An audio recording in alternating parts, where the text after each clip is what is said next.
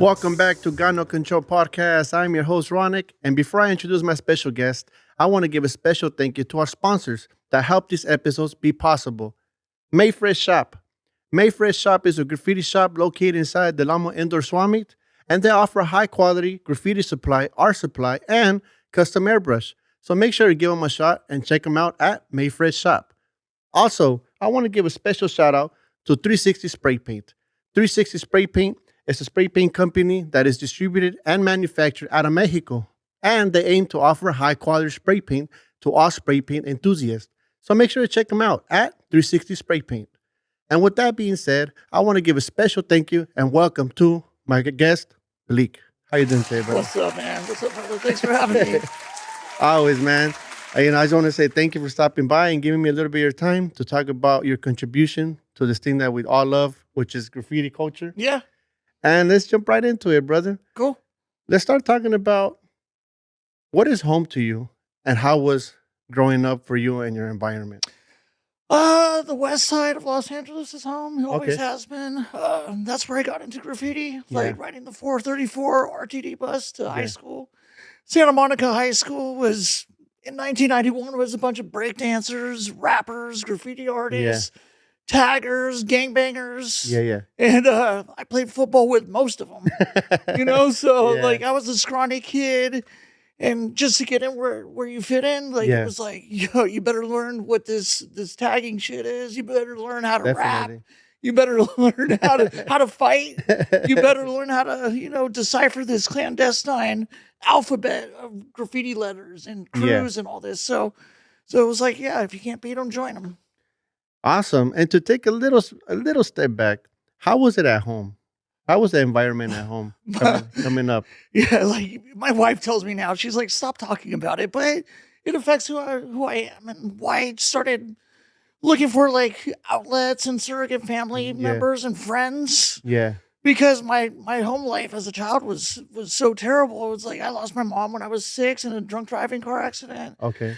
So I had to go live with my, alcoholic father. Yeah. And my a drunken, abusive stepmother, the wicked stepmother. Yeah. Who haunted me till the day they both died, basically. Okay. So, for me, it was like my friends became my family, you know? And it was also like their ridicule that was like, oh, you're a loser, you have no friends, you're just a skinny, little scrawny fuck, so. Do you think those insecurities are what pushed you to start becoming creative?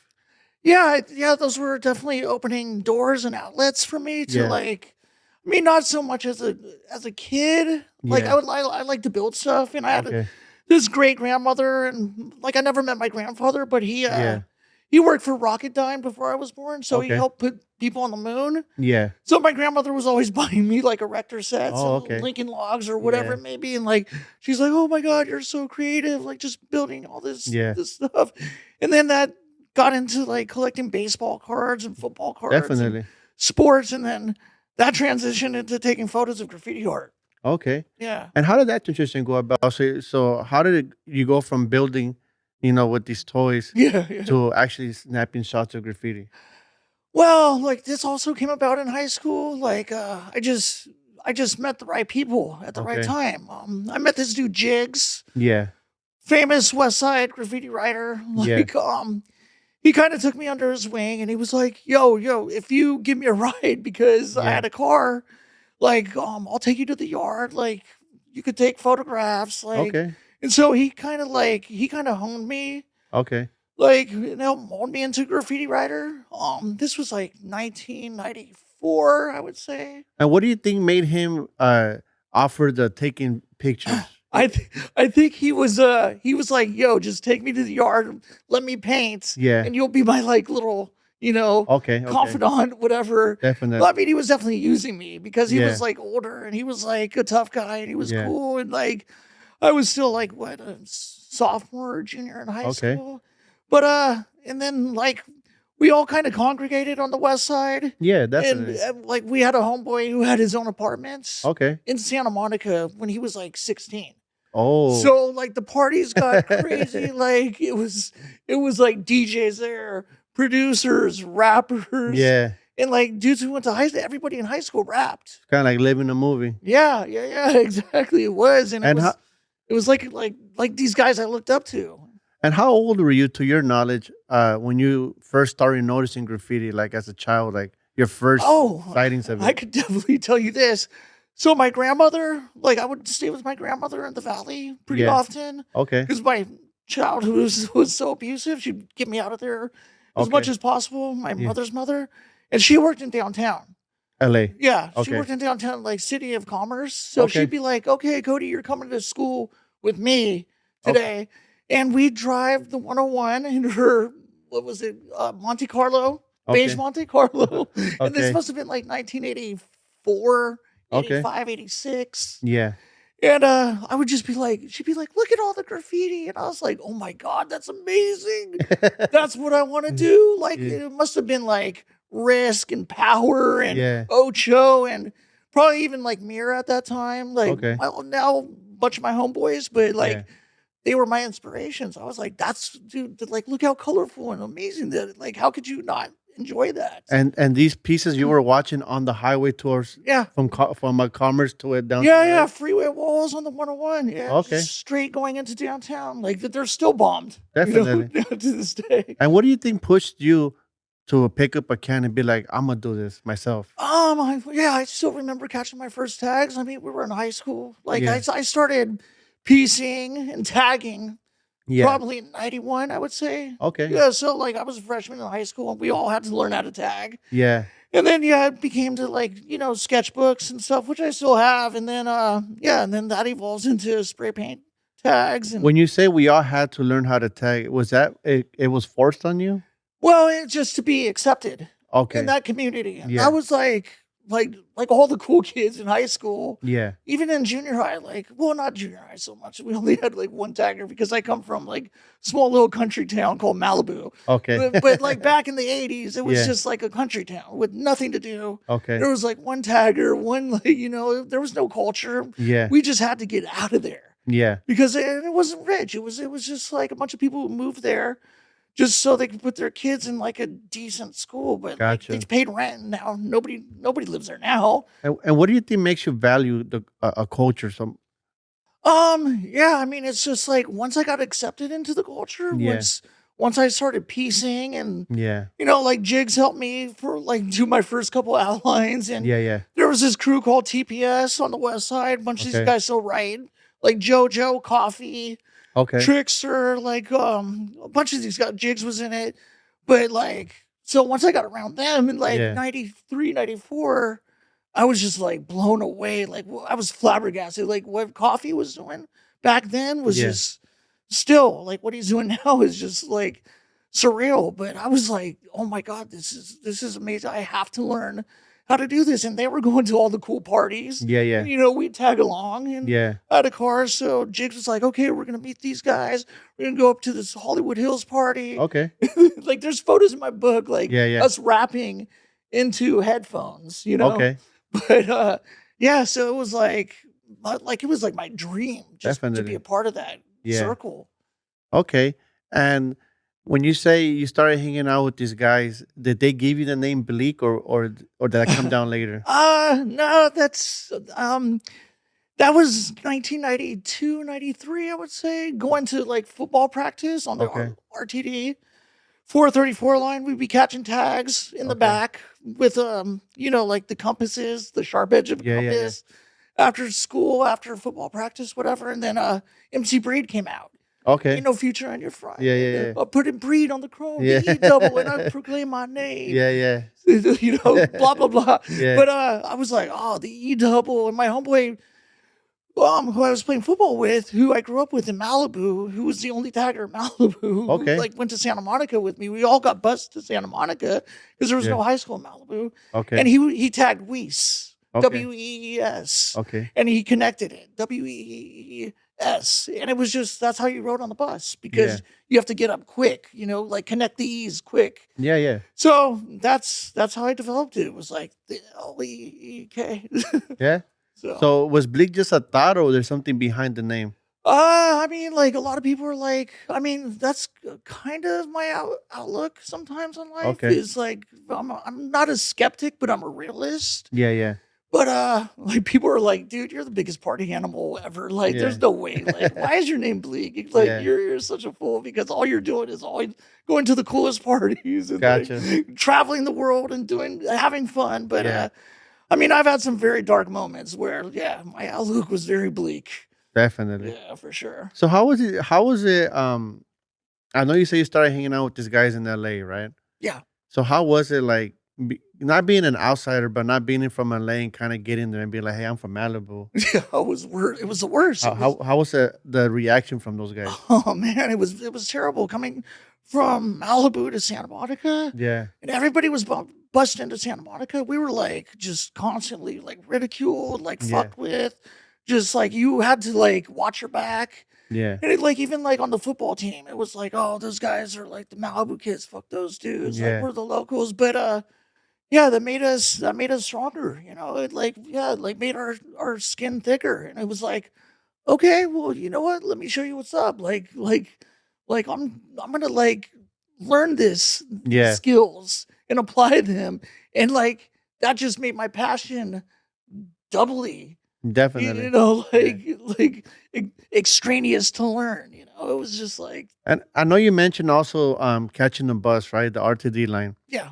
Was this when you were catching these lines, was this before you met Jigs or this after? That's like a few years, maybe like 2 years before I met Jigs, and Jigs was already like a local legend. So how did you get the knowledge to be like, okay, I'm gonna start hitting up on the buses? Was that something that was That my self-taught? my homeboy Weiss, yeah. And Okay. plus, we had this hour-long bus ride Yeah. every day, Yeah. so it was like Walkman, Yeah. like iced tea tape, Colors, Yeah. NWA, like, and yeah. So he was tagging, and like I was like, oh, I better learn how to do this too, Yeah. you know?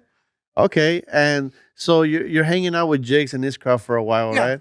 And then what's after that for you?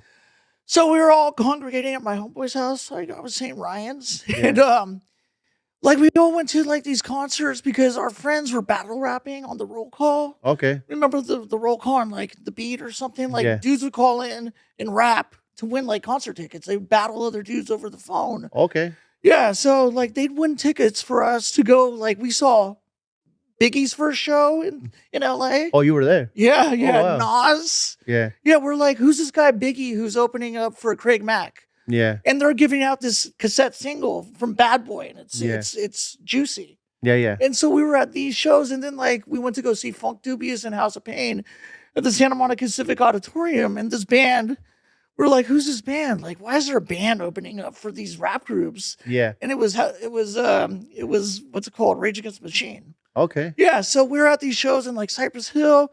So we're just, like we're selling weed, like little like joints on the side, Yeah, yeah. stealing like weed from our friends' dads. Yeah. Yeah. And everybody's smoking. And so you meet people, and we met like these producers and DJs, like these dudes Cash Flex, Minus, Pen. And they were friends with DJ Rob One and this dude Okay. Mech from CBS and the Shapeshifters. Yeah. So we all started partying at this house, drinking 40s. This Yeah. is like when the earthquake happened. Okay. Having girls come over. Like it was bananas because like who has a friend with his own apartment in high school? Yeah, definitely. But yeah, so like these dudes would come over, and like Mech would come over with a SP 1200, Yeah. make beats right there, and we just freestyle all night, Yeah. drink brews, and then he brought over his homie Rob One, Rob DJ One. Rob One. And it was like I was like we were watching them. We were watching Rob DJ at Unity. Okay. Like DJ, like he'd have like his own like mix master supersets where he'd like take the record off the record player and just smash it. Like this shit's whack. Wow. And would you guys tell yourself like, "Hey, I write" type thing, or is it just kind of Yeah, like yeah, just yeah. party? Yeah, I was like, oh hey, I write Bleak. Oh, what's up, Rob One? DJ Rob One. Or Yeah. like Mech. I was like, Mech was like, he was an anomaly because he was a skinny white boy, Okay. but like with a long blonde like ponytail. Yeah. And I was like, this is that dude who's in the Source magazine and in Can Control with Powers magazine. And he was already like a super famous graffiti writer. And he was from CBS and Fly ID. Yeah. And he was a part of this group that was in rap pages called the Shapeshifters. And we're Okay. like, and he was a breakdancer. Baby Frost was his name. And we're like, this dude from West Hollywood right here. Yeah, like this is the man. Yeah, and I was like, oh, hey, right. Yeah, whatever. And he was like, oh, cool, nice to meet you. But I'd have to like say my name like 15 times before they remembered. Oh, okay. Yeah, so then when Rob One started coming around and hanging out, it was like, hey, yeah, I met you, like Rob, I met you like at the last show, or I met you. He was like, oh, cool, I don't remember. So how long was it of you guys partying till you guys kind of like linked up and painted with each other? So yeah, it was music at first. It was like just rapping at first, you know, like just doing throw ups and like in the crib or like black books. Yeah. And then like Mech. Yeah, like that's kind of like the beginning of the new era of Shapeshifters. Okay. Because Mech introduced us to Circus and AWOL 1. Yeah. And then like that's how that whole forum came together. And like, yeah, they introduced me to dudes from CBS. Yeah, and like Circus and me or Rob would paint. Okay. Mech would paint. I moved to Venice. Yeah. Like in 96. Okay. I lived in Venice for a couple of years until I got robbed with shotguns to my head. Sorry. And then so I had this wall, which I still paint in Venice. Like I just recently did the Sponto piece. Okay, may he rest in peace. Yeah, rest in peace, Sponto. But I just painted that recently. But I've been painting that wall for almost 30 years. Oh wow, since I lived in Venice. Yeah. So I was like, hey Mech, I got this wall. Like, you want to come through and do a piece? And he was like, yeah. He like does a burner and like I do like some kind of toy piece, like in hindsight. But like I was like, oh, this is so fresh back then.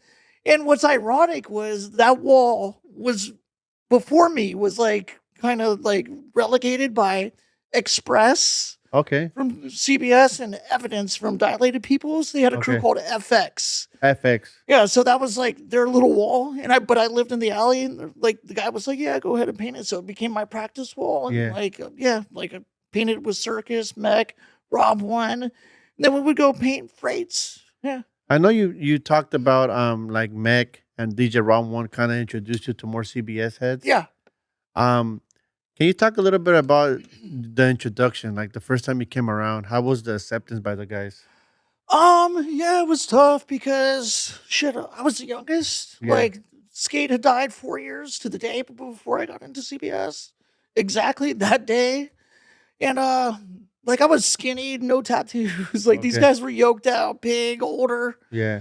Hot chicks. Like we were at my homeboy Trent's house, like dudes jumping off the roof into the pool. Okay. Pool table, black books, mirror with like a boa constrictor around his neck. Even like Revoke was there, like super young. So yeah, I mean it was simple, it was like big biker looking dude. And was this down at Melrose or where was that? No, this was in the valley. In the valley. Yeah, because Trent had a place in the valley, a pad called the CBS pad. Yeah. And we'd have meetings there and pool parties and like Cisco was there and Axis. And like, dude, these dudes are all like tattooed and like just big dudes. And I was like 135 pounds still, 140 pounds. So going to the CBS house, which was in the valley. Yeah. Were you guys paying attention of the riders that were coming up in the valley at the moment or not? Yeah, for sure. Because the ICRs would party at the house too. Yeah. So like Pure would always be there. Okay. Just a bunch of dudes from ICR would always be there. And is ICR from the valley? Yeah, it's like a valley crew. Like, yeah, like all these names have been on shows that you've done before, probably with Baba or Power. Yeah. Okay, cool. Yeah. So you meet the guys, right? You started painting with them, and then eventually you become CBS? Yeah, 97. I think it was June 23rd, 97. We were at the train tracks where Skate had died 4 years prior. Yeah, and I had got arrested that day for tagging with NATO. Yeah. So NATO was the only one who was like, nah, fuck that. He blamed me. And but no, Mir and Rob One were like, nah, we have faith in this guy. Like, I don't know what they saw in me, but I mean, Rob had already like took me under his wing. Yeah. And he I was like his little protege at that time. Okay. Prodigy, whatever you want to call it. Yeah, so and then Mir vouched for me on the train tracks, and like that was that. Like, Posh was there, and like a bunch of CBS dudes. I mean, we were all there, like with candles, on the train tracks. I took a little rock that I still have. Okay. Yeah. And being part of this crew, which I like to call brotherhood, because I Yeah. believe that once you become part of a crew for us for a while, it Yeah. becomes a brotherhood. How important was it to carry this brotherhood forward to you? Well, I mean, everything I did, I represented that crew for 25 years, and just eventually brothers fight. Yeah, You know, definitely. just like family members fight. Yeah. And I mean, we all grow up, and like most of my friends at the end of those 25 years were gone. You Okay. know, like some had died. Rob had died of cancer. Yeah. But a lot of people become parents, so have careers, Yeah. especially in CBS, and that's what made it like super cool. Was it was very eclectic. Yeah, definitely. Everybody had like a different talent. Like if Okay. you were a rapper in CBS, Yeah. you could piece, Okay. and you probably belonged to like me or Mech, or like even like Gasoline would rap. Like we Yeah, don't yeah. rap like Rezik at the time. But yeah, like I mean everybody had like different outlets, whether they were like directors, like commercial directors, or Okay. graphic designers, or Yeah, yeah. like like even fine artists. So careers came first and families came first, Yeah.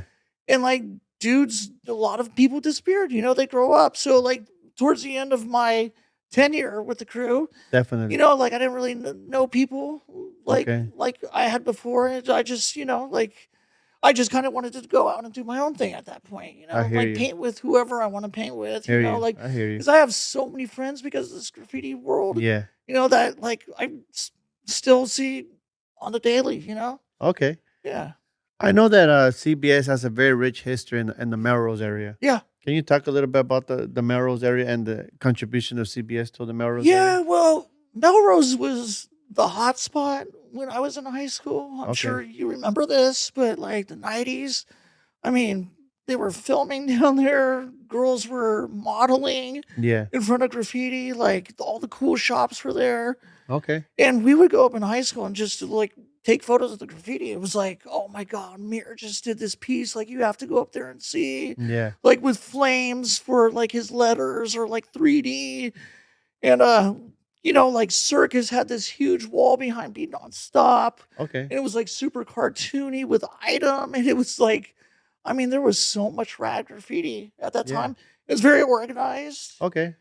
so like everything was a production. And yeah, like and Axis was like just had like the freshest characters ever, Okay. just mastered.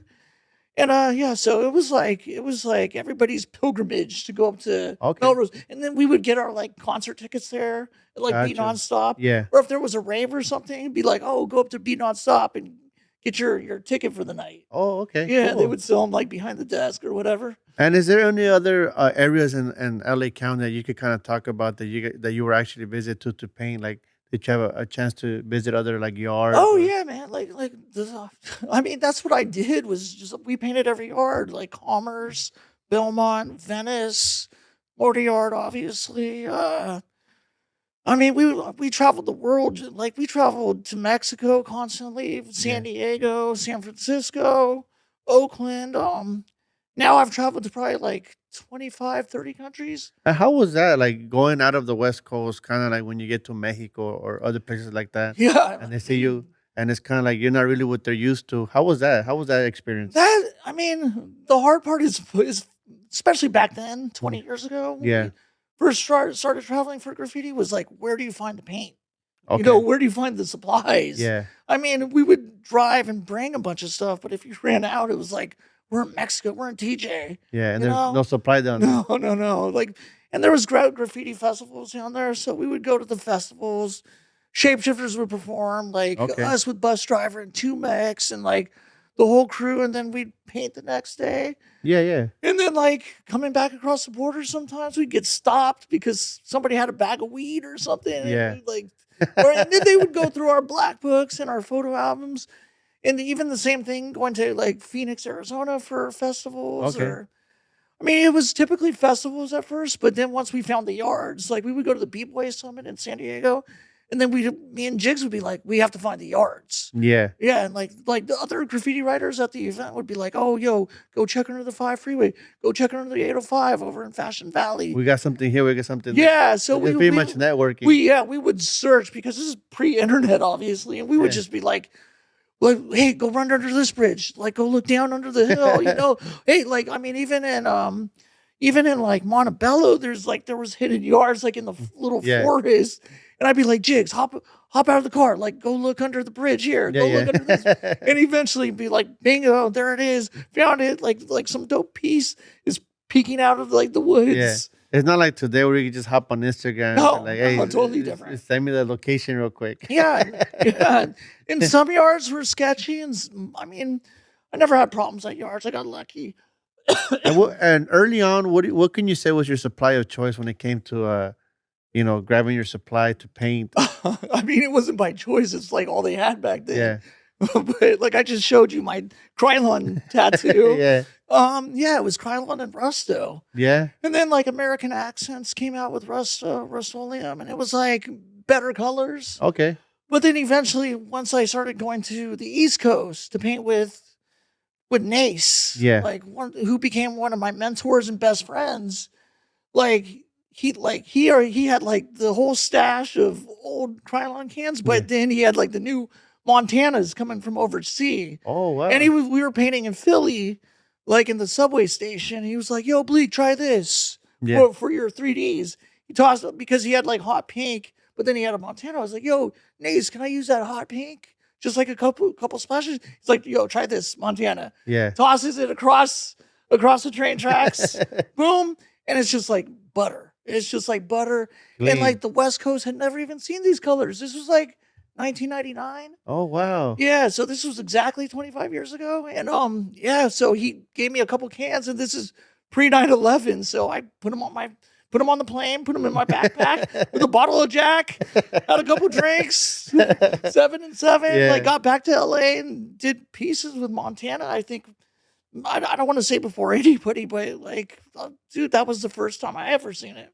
Coming from a time where like you guys didn't have graffiti shops like we have today, right? Yeah. Where they're very accessible. Yeah.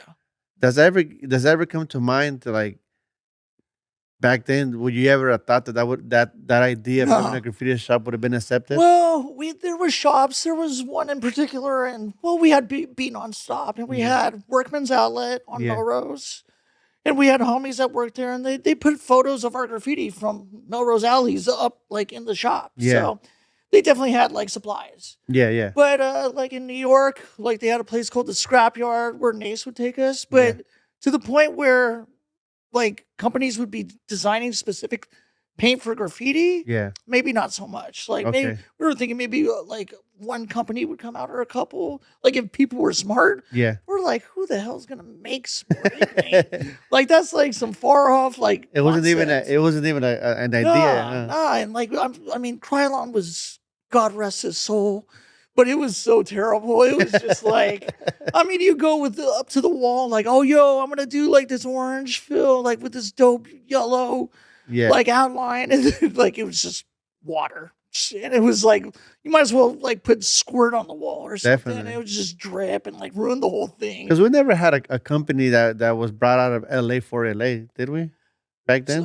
Paint companies? No, not as specifically that I can think of. But I mean, we had so many magazine companies and record labels and all stuff that we fucked with because we had friends working for Jinko. Yeah. Like Crayola was working for Jinko. Yeah. Like Coffee, and there was like different magazines coming out at that time, and like Skill and those guys, UTIs all had like their companies. Okay. Yeah. And when you say companies, are you talking about like spray paint companies or no, like more like clothing and like doing print shops and like printing and magazines. Okay. Like they had a magazine called SP.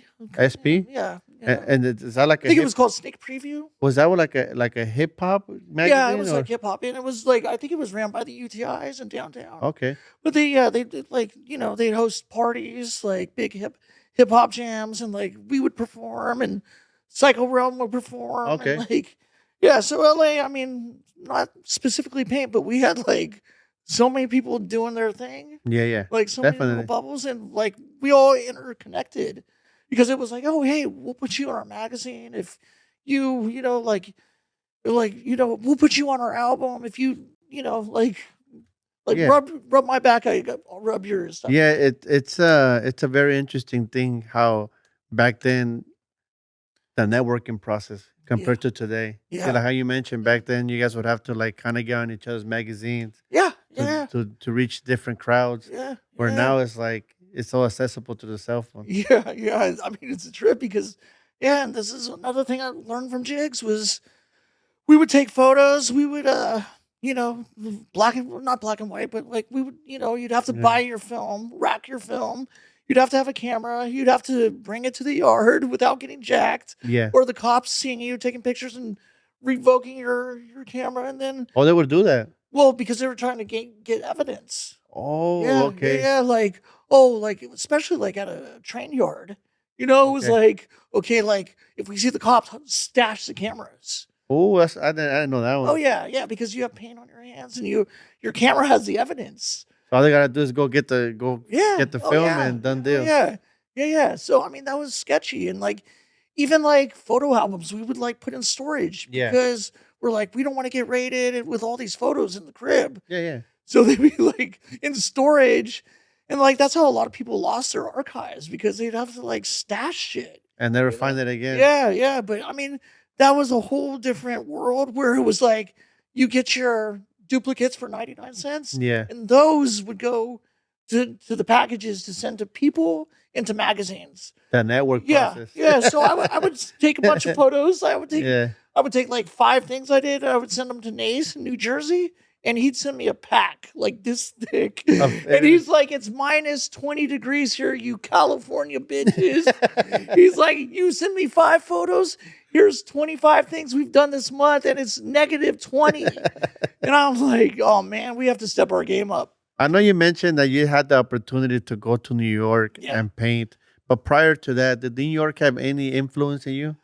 I think New York had an influence on all of us. Yeah, Yeah, like we went to the Rocksteady like hip hop events, and yeah, I mean we all watched Style Wars and Wild Style, and like yeah. I mean we would sample that shit like for our albums. For anybody that will watch this that can't picture what those hip hop shows were like, Yeah, can you talk a little bit about what you would see there? What was the environment like, and what was kind of like the vibe in there? I mean it's kind of similar to today where you go in and you're like, I mean, but there's a bunch of legends there. Like that's how Art Basel just was for me. Yeah, You're like, there's that dude, that dude, that dude, and that dude, and yeah, like they're like the biggest graffiti writers in the world. yeah. But that's how it was back then. Like at the shows, it was like, but it was more like the rappers and like Okay, the break dancers. You're like, oh, there's Crazy Legs. yeah, Crazy Legs starts breaking, and yeah. then like these shows again. Like we saw Nas, we saw Biggie.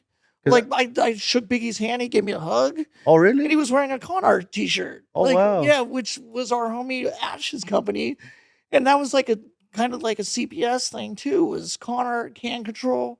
That's why I wanted to be in CBS because that's what everybody was rocking. Did Connor have their own shop, or they're being distributed to No, somebody? just distribution. Yeah, yeah. But yeah, like those shows I mean, especially Unity, Yeah. like you go in there and like I mean, it was just like, oh, exhibits next to me. Oh, well, dirty bastards on the left side. Because I know I'm assuming being in the show back then in New York, I mean, the dress code was a lot different than Well, today. New York was crazy because you'd walk into a bar and it was just smoke fumes. Oh, It wow. was just plumes of smoke, and I have asthma. Yeah. So I was like, "Oh my god, my eyes are burning. I can't breathe. Like my clothes stank." Okay. But yeah, that's how New York was Okay. like 25 years ago. But that's when it was cool because like you could run amok, do graffiti. Sace was alive back then, and like he was a party animal. He was fun to kick it with, and we just walk around catching tags and like Okay. doing throw ups. And Nice. now it's like Disneyland. Got you. Yeah. And can you talk a little bit more in detail of Conart, the contribution it had to CBS when you were part of it? Yeah, well, so my first influence, I would say, to graffiti would maybe be Express from CBS.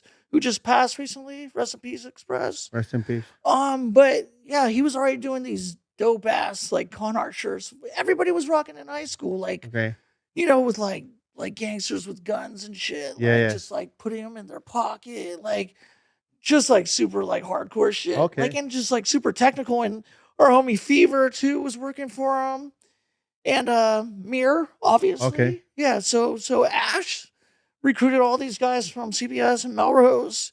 And so, like, that was like the first hip hop clothing we saw. So was this like a corporation kind of thing, like a full on company? Yeah, it was a company. Yeah. And like, I think Ash had started it with his brother Slash. From Guns N' Roses. Oh, okay. Yeah, Ash and Slash. So also Slash is from Guns N' Roses. Yeah, well, Ash, no, his brother. It's Ash and Slash. Okay. So Ash started Conart with help with his brother. Oh wow! From Guns N' Roses. Oh, that's nice. And that's how Hollywood is at. Like, and if you wanted to get yourself like a Conart shirt at that time, where were you going to grab one? Melrose, or Venice. Yeah, you could go down. Was there a specific shop you could go in there and grab? Yeah, it? I would say Be Nonstop would probably be the Nonstop. Yeah. But like Venice, there was a place called Raga. Like I got my Freestyle Fellowship Conart T-shirt there. Like with the cover of Inner City Griots. So would it be fair to say this is pretty much like the very beginning stages of what we know today as streetwear? Yeah. Okay. And what's crazy to me, which is like a psychological fuck, is Express and Sponto passed away on the same fucking day. Oh wow! Like I got the calls for both of them like within the hour. Oh, the same exact day and date? Yeah. And Express was the reason like I kind of like got into graffiti was through Conart and seeing his freeway shit like on PCH or the 10 freeway. I was like, he would do full color burners. And I was like, again, like side of the freeway, like, what the fuck? Like, I want to do that. Like characters. Yeah. And then we'd be in high school and you'd have Can Control magazine with Mir in it, like all these CBS guys and AWRs. And but like it's a trip to me because like Express was a man for Conart. He was like the first. Like then designer? like Mir and Fever came through. But same thing with like Sponto. Like they passed away on the same day, and it's like what he did with Born and Raised is, like kind of like how Conart and Gat were like the precipice for LA streetwear. Like that's what obviously Born and Raised just like blew everybody out of the water because it's like the biggest company in the world now. But I mean, it's crazy to see somebody, individuals that are part of the culture to start, just painting and then to build this brand. That is one of the very first ones to showcase on the shirt. It's a very exciting thing to be there to witness. It definitely is. And I know you guys have so much rich history in the CBS crew. Can you talk a little bit about how did the idea come about of you putting a movie together to showcase the history? Well, I mean, I went to film school. I graduated in 2003. So it was always like I went to documentary classes. I took screenwriting classes. I have a screenwriting degree. And Anger was on vacation at that time, but he had like come up with the idea like we should do a film. I was thinking the same thing. I was like, I'm already like taking film classes. And I have my homeboy who writes Brainiac now. Who was like, I met in my screenwriting class. And he's like looking at graffiti mags. I was like, that's me. And he was like, what, you write? I was like, yeah, yada, yada. He was like, oh. And I was like, let's go paint sometime. We started snowboarding. And I was like, I want to do this documentary about my graffiti crew. Can't be stopped. And he was like, cool, I have a camera. And like he had a big camera, so I was like, the bigger the better back then. Now it's like the size ain't shit. But now it's like an iPhone is good enough. But I was like, okay, cool. Like let's go to LA River, like film the LA River, like us painting, film us bombing the 10 freeway. And he filmed all that stuff, but then of course lost the footage, like all writers do. But now now he writes Brainiac, and I mean he's killed the West Side. How were your crewmates taking it when you were bringing this guy with this big old camera and hey bro, let him record you? Well, at first, too, even like when we were in Anger had a handy cam. And when we were like painting with Nace and like Chip and my crew Mayhem out in New Jersey.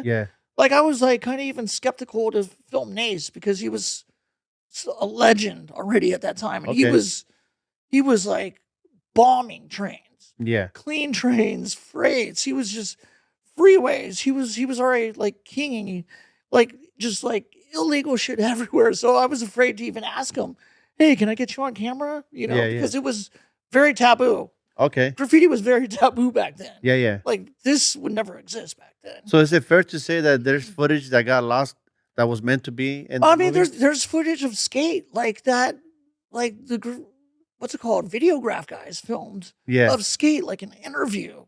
Yeah, yeah. And that they're like, I was like, whatever happened to that footage? It never came out on Videograph. And they're like, bro, somebody broke our window on Melrose and stole the footage, you know? Oh, wow. Yeah, but I mean, we were lucky to track down what we did. I mean, it was like skate and Rob One on like both of my shoulders. Like I was Indiana Jones in it for 6 years, just carrying around different decks, like beta decks. Oh, it took like, 6 years to put the movie together? the original cut of the film took 6 years. Yeah. Okay. Yeah. And like, yeah, I mean, like it was all pretty much out of my pocket. Just like, I mean, even like doing a documentary, it's like, you got to think about, oh, I got to drive here, drive there, and drive here for an interview, you know, South Bay to wherever, Riverside. And like, I mean, even that's just gas money, you know? Yeah, yeah, definitely. So, but I mean, I've worked in film for 20 years now. Okay. So that's my passion. And yeah, so I mean, I wrote a treatment back in like 2003, 2004. What is some of the obstacles that you could share that you came across while putting this movie together? Well, I mean, a lot of the obstacles were between us. Between friends. Yeah, between friends, because everybody has like their own idea of how they want to get something accomplished, you know. And I was told like, hey, maybe you should just back off and wait until we get some funding, some sponsorship. And I'm just like, I'm too much of a busybody to like sit back. So I'm like, I don't give a shit. I'm like whatever I have in my savings, I'm like, you know, I'm gonna get it done. And plus, I had worked in the industry like with a bunch of dudes. Oh, so you had connections already? Yeah, so I had tons of connections. Yeah. Dudes that in the industry are all like grips or work in post-production houses are all old graffiti writers. Okay. So they're like, oh, yo, I know you are. Oh, I heard you're doing a film. Like, we could digitize the footage here. Or, you know, like, I know like a dude that like might know a dude who knows a dude who like might have some footage. Yeah, yeah. And that happened even at work. Like a dude, like a guy came up to me and he was like, this guy, Matt. And he was like, what are you reading? Like, is that graffiti? I was like, yeah, it's like some, it's called Billboard Bandits. Okay. And he was like, oh, is that you? And I was like, yeah, yeah. And he was like, oh, my mom is, she used to run this like foundation called like Earth Crew. Okay. Or Hollywood Arts. Yeah. And like they would, you know, plan on doing big murals. Okay. To make graffiti acceptable, you know, to popularize it. Yeah. So it's not just like back then everybody thought graffiti was like gang shit or Okay. tagging, but they were like, oh, these guys are gonna do beautiful murals. Like the best artists and like skate was involved in what year was this? This was like 92, 93. Okay. And so this dude's telling me like his mom was a part of that. Like she had filmed them painting and filmed skate and all this. And I was like, what? I was like, what? I gotta meet your mom, bro. I gotta see this video. Yeah, so I called her up and she's like, oh yeah, I have everything on a hard drive. Like I did this mini documentary. Like I'll bring it by. And I was like, I would love to film you for the documentary. And she's like, yeah, let's chat first. And like, I go through the footage after I filmed her and I'm like, what the fuck? There's like literally footage of like skate talking to the camera. Oh, wow. Yeah. And I'm like, dude, like we got it. And like, and all like the previous footage of Rob One had gone missing ever since he passed away of cancer. Yeah. Because we had like a falling out with his girlfriend at the time. Like so much drama. I mean, when your friends die at 27 years old, like of course there's gonna be drama. Like nobody knows how to like cope with the situation or even put things on paper. Like this is going there. Like this person's going to get this. You know, I still have friends dying that don't do that. It just happened suddenly and it's like last minute. Yeah. So arrangements. So we're like, oh, we're never going to get this footage or his archives or his records or his photo albums. None of this stuff. Like that featured all of us. You know, like because Rob documented everything. Yeah. Whether he was like behind the scenes at a KRS-One concert, he had his video camera. Like it was a very tough challenge to put such a big project together. Yeah. So But like through the miracles of film or whatever, the film gods or whatever you want to call it, Yeah. that footage popped up because the guy I started working with to make the film, Devin, he worked at a company I worked. We all it was a post house called Encore, and he Okay. became my like right hand cameraman, assistant editor. Yeah. He became like the brain trust.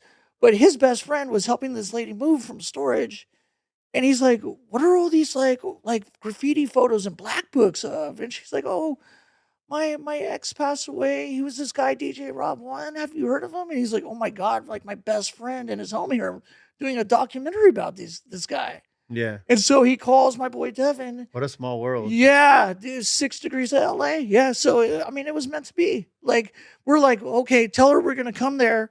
We'll bail out our storage because I guess she didn't have money to pay the storage to get the footage.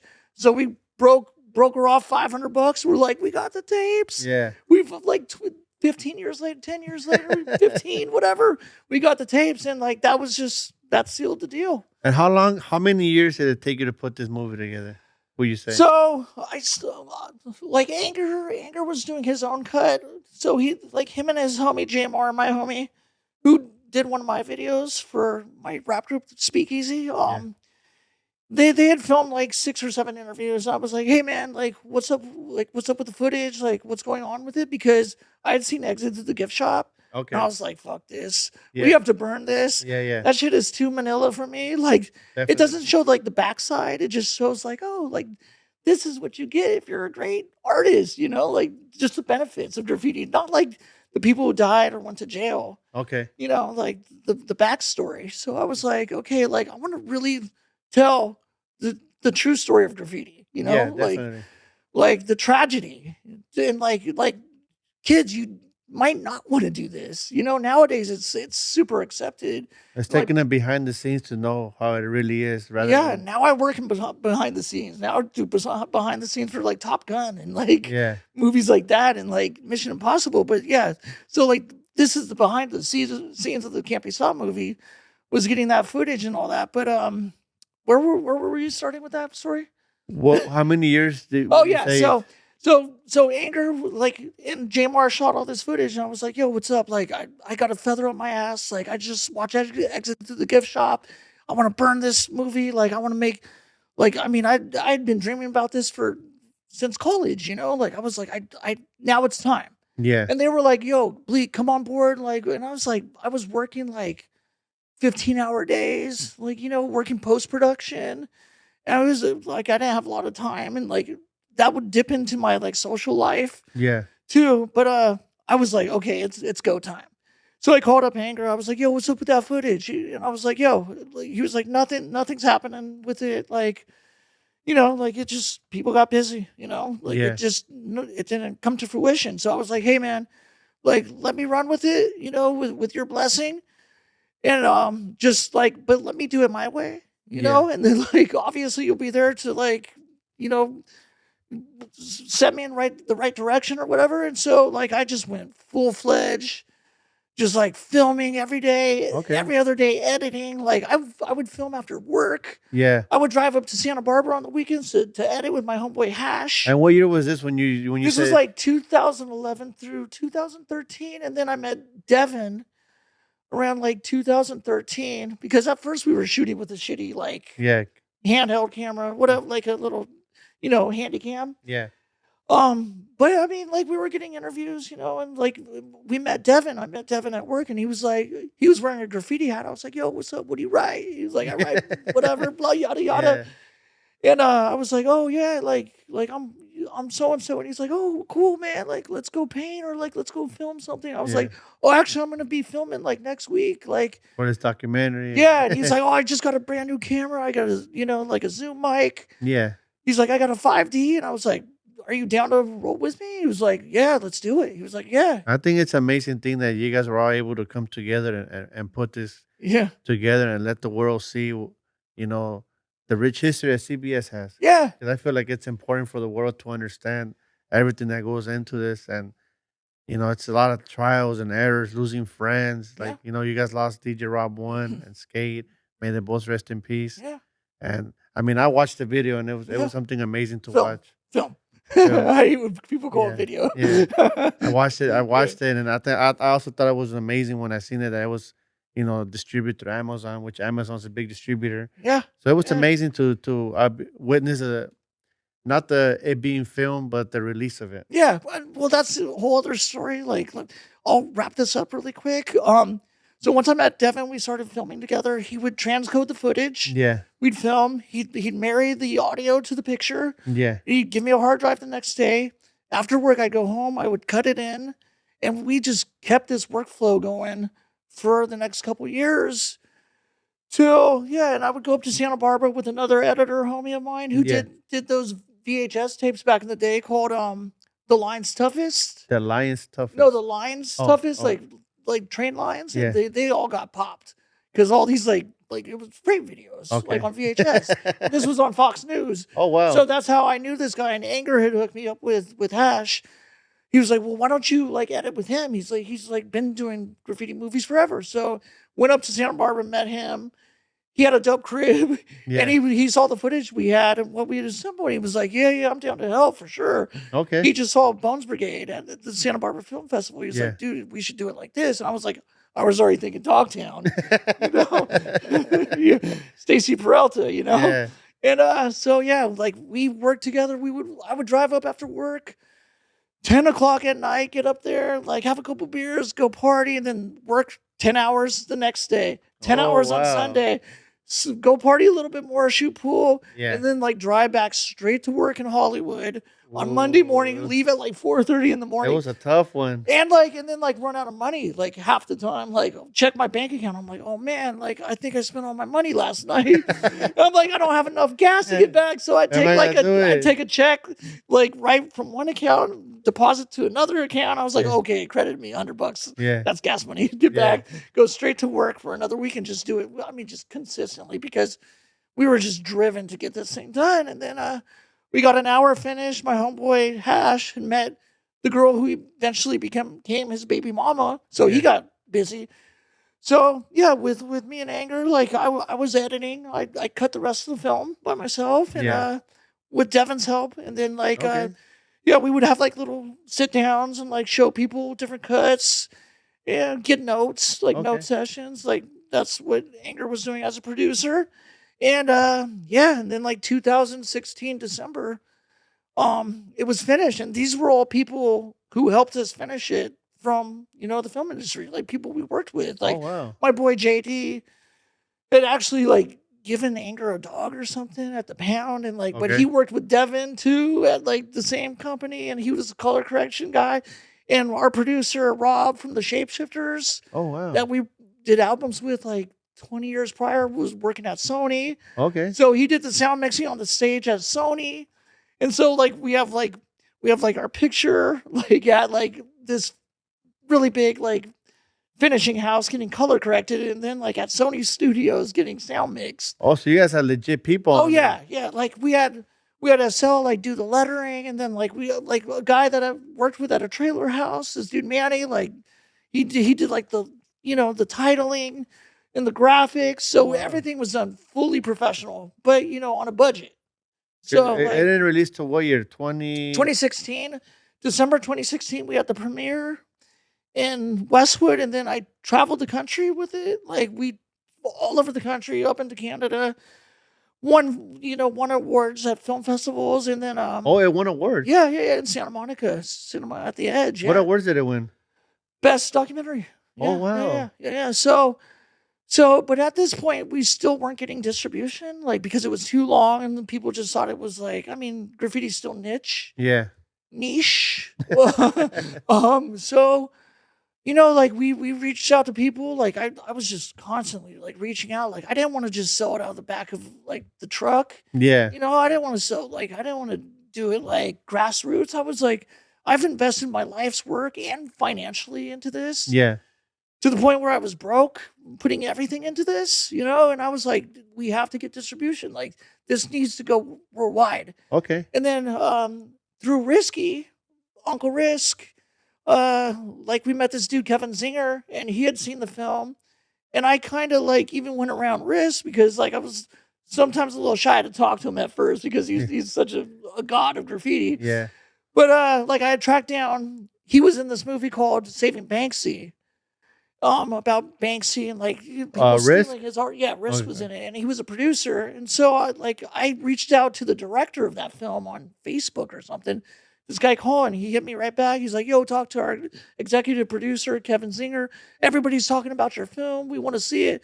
So I sent it to him. They're like, "Dude, it's dope. We love it, but if you really want to get this out and get distribution internationally, like you're gonna have to cut it down." Like, you're going to have to make it for a broader audience because it's too niche. How long was it originally? It was an hour and 40 minutes, and we got it down. So we recut it for the next few years and reshot shit for like 3 to 4 years. It took forever. But this was also during the pandemic. Okay. Yeah. And so after these few years, we got it down to, I think it's an hour and 14 minutes. An hour and 14 minutes. Yeah, but it was like an hour and 44. So we chopped 30 minutes off. Okay. But we didn't just chop, which I expected what we would do would just move this sequence here, move this. Like this dude Brian, the producer of Saving Banksy, came in to my crib at the time, and he's like basically he just like trashed everything. So we basically started from scratch with him. So the guy that put the Saving Banksy out. Yeah, he produced the new cut. You had him there helping you produce it. Oh, dude, he was so meticulous. He was like, bro, like frame by frame editing. It wasn't like, here's an interview on top. There's a audio bite. Like, it was like, oh, no. Get him on his last word. Then bring the music up. And then, like, bring the effects in from the background. And then drop down, like, his vocals. Bring the music. It was like, I mean... It was like years of this, but like, and he was like, the footage you really like, people aren't going to recognize that besides you guys. Okay. He's like, you're making this for the grandmother in Sweden, you know? Yeah. Who's going to watch it on YouTube or Netflix or whatever. So working with this guy, how long did it take to finally put out what a few years. Yeah. So what was it? Yeah. So like, because we didn't see it get pushed through Amazon to what, 2020? 2021, it finally came out. Yeah. So it's fair to say. Or no, 2020. Dude, I mean, since the year just changed. I think it was 2022. Yeah. 2022. Yeah. So it finally came out on Amazon, Apple. Yeah. Like now it's on YouTube. It's got like 400,000 views. How's that feeling, bro? To finally have it accomplished. It was like having a baby. And like your baby becoming like a badass graffiti artist, you know? Like, it was like my child, like the birth of my child for sure. Man, I don't have kids. You know, I personally want to give you, your flowers and thank you for putting all the work to deliver this to the world because it was much needed. Yeah. Oh, and also my friend who just passed away recently, Avatar. Like, I want to give him his flowers. Rest in peace. But like, he did the soundtrack. He did all the music for the movie. Like he composed practically the whole film. Yeah. And so like everything like you see in it or hear in it is original. And like this is the soundtrack right here. That's the Can't Be Stopped double disc soundtrack. But like he did like most of the music. He did like all the score for the music. If somebody wants to grab one of these guys, where could they grab it at? Just on like my Instagram right now because and then like the other disc is all like CBS music, like from all the groups that like came out. This one? No, that one. Okay, Still, like there's 2 discs, but like groups, like rappers like Knick Knack or Exist or like Circus, 2 Mex, Shapeshifters, like everybody's on that. So it's fair to say it took like roughly 20 years to put everything. No, it took 10, 11. 10, 11. Yeah, and now it's global, it's international. Well, again, man, I want to say thank you for that, man. It was really needed. And before I get you on out of here, I know you're putting out a book. Is there anything you give us about that book? Yeah, the book is called From Negatives to Positives, and it's a play on the word negative, like for film negatives, because like I've been shooting film since high school because we took film classes back then. And like my first photos developed were of graffiti, like freight train graffiti. So up at Budweiser Yard. So finally, for the last couple of years during the pandemic, like I digitized hundreds of negative strips. Yeah. Thanks, Nick, for letting me borrow your developer. My old boss, he was like, here, well, I'll let you borrow this copier. Yeah. So yeah, it was like strip by strip by strip by strip, Okay. for like, I mean, months and months, and then like over the last couple years, like I started writing it, on my downtime. Your book. Yeah, the book. Okay. And yeah, and then like, I mean, it just started as PDFs, Yeah. like, or Word files, and just drop a photo, and like description. And then like I would show people, and they're like, my homegirl Natalie from this company, Moby Arts. She was like, oh yeah, I got a designer, Ava, that will work with you, and like let's get this developed. And Natalie and I, she frames all my work and Risky's too. She works with Risk. She was like, yo, let's go, like let's go all in on this. Like, let's do this right. And so like she brought her designer and like helped to edit the whole content of the book. Okay.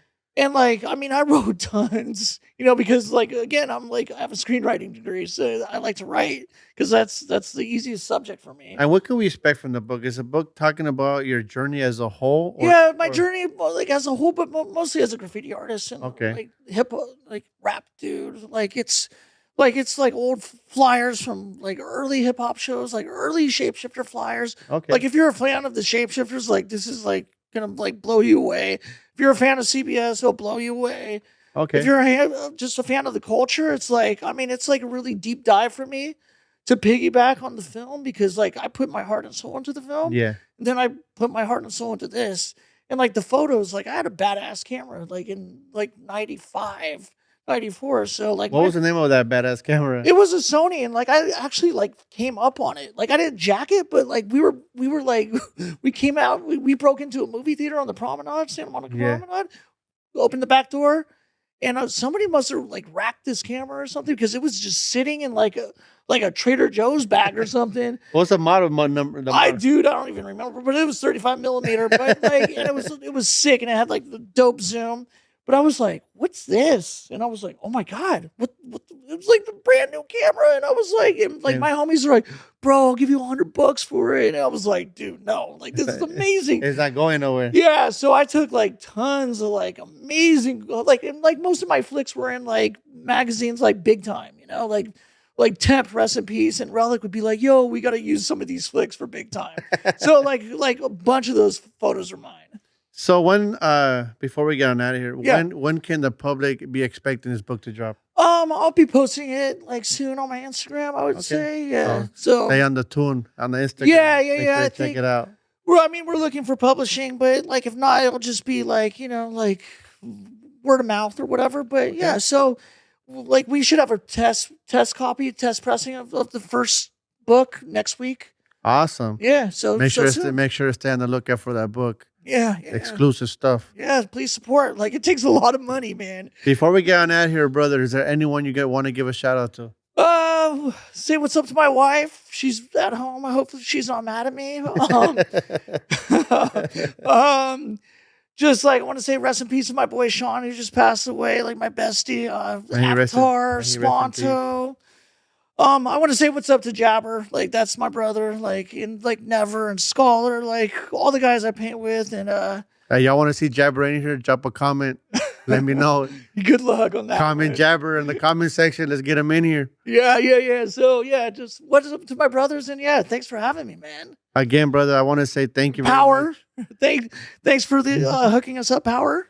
Hey, for real, Power. Shout out, Power. Yeah. And before we get out of here, I just want to say thank you very much for stopping by. Gave me a little bit of your time. Such a rich history. Thank you for sharing it with us.